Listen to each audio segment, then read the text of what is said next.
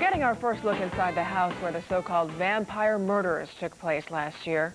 Madness and murder at this gruesome crime scene. 4 teens are charged in the killings of a Central Florida couple 7 months ago, including their own daughter. Police say the 4 were part of a cult that practiced vampire rituals. Also making news around America tonight, police in Atlanta take on reputed crack houses and invite TV crews along for the ride. U.S. Marshals broke down the doors at 5 alleged crack dens in and around Atlanta. With the suspects rounded up now, the government may be able to seize the properties. The case against a well-to-do Minnesota family may be thrown out. They're charged with hiring a personal shoplifter to steal thousands of dollars in clothing and other merchandise for them. Prosecutors say a tape with an informant raises the possibility of a police sting operation. That undisclosed evidence could threaten the case. A nice hot meal is good every now and then, but a snake out in Oregon bit off more than she could chew when she swallowed a heating pad along with its cord and its controls. Take a look at the scene. The snake named Teardrop didn't seem to mind the meal, but the vet said the heating pad had to be removed, so after some minor surgery, Teardrop is resting comfortably tonight. 4th of July isn't the only celebration in the news. This week also marks the 50th anniversary of the supposed UFO crash in Roswell, New Mexico. And folks are flocking there for their own close encounter with the unknown. Yesterday we had probably about 200. Sheila Korn's family owns the acreage where the believers think a flying saucer crashed in early July of 1947. Hit there and it ricocheted and then it was bounced and went right into where the 2 flags are right there. Roswell resident Frank Kaufman was a military intelligence officer back then and claims to have seen a crashed saucer and the little gray men inside. The eyes were a little bit larger than ours, small nose, small ears. The controversy started right away with the government first saying it had recovered a flying saucer and then hours later saying, no, it was just a weather balloon. 50 years later, UFOs have become to Roswell what Elvis has become to Memphis. The town of 50,000 is offering everything alien, an intergalactic overload of trinkets, T-shirts, and UFO talks. I missed Woodstock. I had to be here. Chuck Walker is a UFO buff from New York. If anyone up there is listening, if you have a sense of humor, come on, just one flyby. Just one flyby, indeed. By the way, Roswell isn't known just for strange beings from other worlds. It is also the birthplace of actress Demi Moore. Straight ahead on the Night Beat, you won't believe your eyes when you see what Yankee owner George Steinbrenner was doing earlier this week. Boss George taking matters into his own hands. Joe Tessitore will fill us in coming up in sports. But first, authorities say several tornadoes swept through western Massachusetts tonight, and you're looking at some of the damage. Hilton will be in to fill us in on New England's most accurate forecast on Channel 3 Eyewitness News, Connecticut's news station.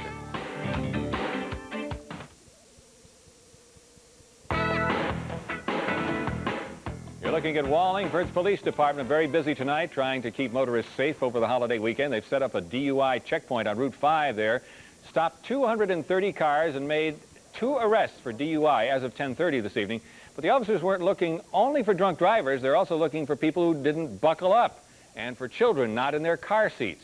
Members of MAD, Mothers Against Drunk Driving, were passing out information to remind people the importance of using a designated driver. Good information as we head into the long weekend. Hopefully it'll be good weather. Yes, so let's go back to Hilton Kaderli now. Look at Connecticut's most accurate forecast for the holiday. Hilton. And let's start out by looking at what's happening tonight. Right now, live Doppler 3 radar pinpoints a shower that's developing in eastern Connecticut out around Putnam. That has just come up in the last 5 minutes or so, and it is moving to the east like the rest of them are. A heavy downpour right there, but nothing severe. And the lingering remnants of the line of severe storms that battered much of western Massachusetts, this continues to diminish in strength and intensity and in coverage minute by minute as radar updates from one sweep to the next. You'll watch that as it goes through. You'll see that the colors deteriorate and diminish just a little bit. Those storms are weakening considerably. All right, let's put the radar echoes into motion.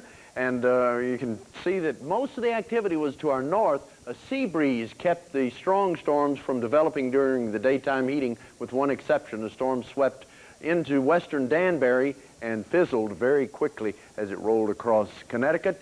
And the paths of the 2 tornadoes, this one storm entering from New York State, taking a southerly route to near Worcester. We followed this second one from near Heath across northern Massachusetts along Route 2. Okay, let's look at 3 Live WeatherNet, and here's what's happening in your neighborhood right now in downtown Hartford. Our temperature is 74 with a dew point of 72 degrees, and relative humidity 95%.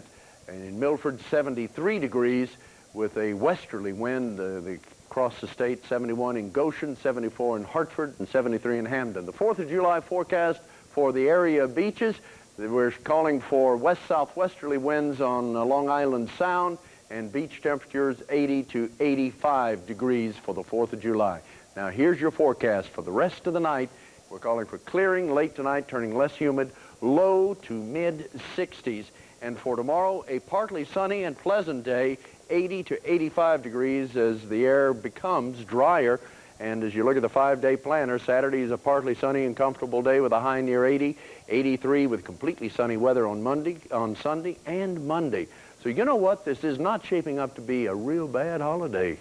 Can't ask for much more. No, and I'm sure we'll have more reports tomorrow from the scene of the tornadoes. Indeed. All right. Thanks, Hilton.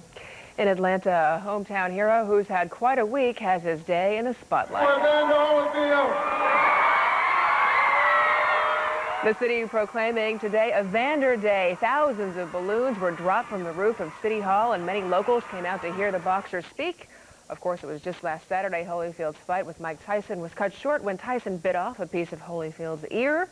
You also can see Evander Holyfield later on tonight after the Night Beat. He'll be a guest on the David Letterman Show.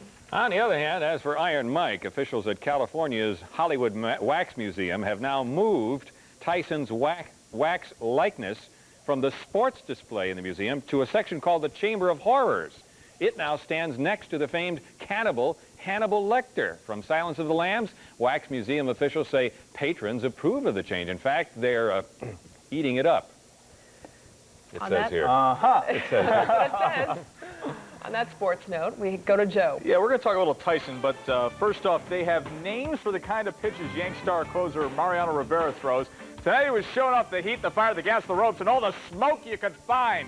Big Mo was the show. Plus, Mike Tyson will soon find out his fate. One report claims, you already know it. We've got the latest.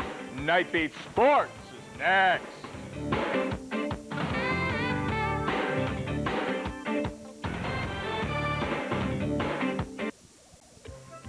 It's boating season. Before you cast off, take along these safety tips from the Connecticut Marine Trades Association. Remember a life jacket for everyone on board.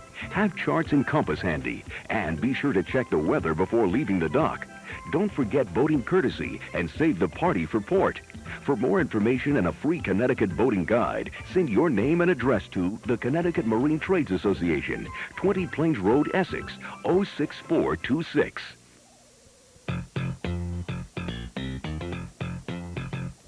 After some pressure from Congress, the Major League Players Association came to an agreement today. For the first time ever, chewing tobacco will be banned at next Tuesday's All-Star game. Still, the Yankees with time to chew off a few more wins before the break. Tonight in Toronto, and Joe Girardi says, chew on this. An RBI double makes it 2-0 off of Woody Williams. They led 3-1 in the 9th. Then Big Mo comes in. Ed Sprague, goodbye. Sean Green, get real. Alex Gonzalez, see ya. Yankees, 3-1. Big Mo, 27th save. The Battle of Hosiery, Red Sox at White Sox, and what more can you say about Nomar Garciaparra, big name, bigger bat. 4th pitch of the game, his 13th homer of the year, 1-zip Boston. Big 6th inning for the Beantowners. Johnny Allenton, the double. Nomar would score. Chicago was their kind of town. Red Sox take it 4-1. Aaron Seeley with a brilliant game. Marlins at the Mets, and the fans were getting hungry. They were looking to fry the fish. Hold the tartar sauce for me. Top of the first, Florida gets it going. Kurt Abbott doubles in 2 runs. The Marlins scored 4 in the inning. That's all they needed, because check out Armando Reynosa on the scoreboard. What a horrible outing. Gives up 9 hits and 8 runs in an inning and 2/3. Well, don't expect the bites of the century story to go away anytime soon, although you can expect Mike Tyson to get away from the ring for a year and a half. Reports say Tyson will be banned for a year-and-a-half term and fined the maximum $3 million. The Nevada State Athletic Commission is scheduled to meet next Wednesday, and Mike Tyson himself might show up to plead his case. Sources say he's planning on truly explaining what happened to the group that will decide his fate. As a 17-year-old unseeded phenom, he swept through Wimbledon and shocked the world. Today, as a 29-year-old three-time champion, he said goodbye to the All England club. He was facing top seed Preet Sampras and his name, Boris Becker.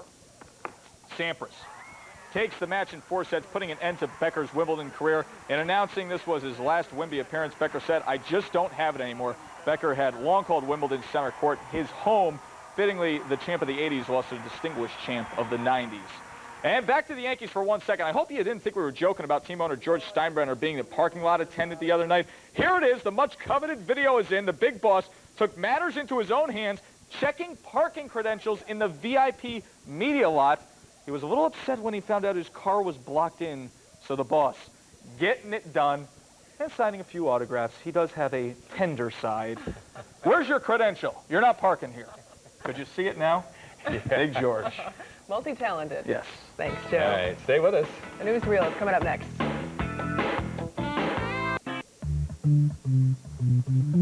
Round and round it goes. Where it stops, nobody knows. The NightBEAT newsreel. Here's a pastime that combines the best of the great outdoors with what traditionally has been an indoor hobby. Model railroaders and garden enthusiasts getting together, converging on Washington to show off this hybrid garden trains. Now, if you've been working on the railroad, bring your pruning shears. And they may not be so well known around here, but down south, Krispy Kreme donuts are an institution. So it's only fitting that the company is celebrating its 60th anniversary by sending one of its donut machines to the Smithsonian Institute. The machines can cut, deep fry, and glaze dozens of donuts at one time, but they also do it the old-fashioned way down there by hand, as we saw. Yeah, could use a good donut right about now. Me too. Makes you very hungry. That'll do it for us. Right now, the Late Show with David Letterman standing by with Evander Holyfield. Absolutely, and stay tuned to Eyewitness News this morning for the very latest and all of that severe weather. Thanks for joining us. Have a nice 4th of July. Good night.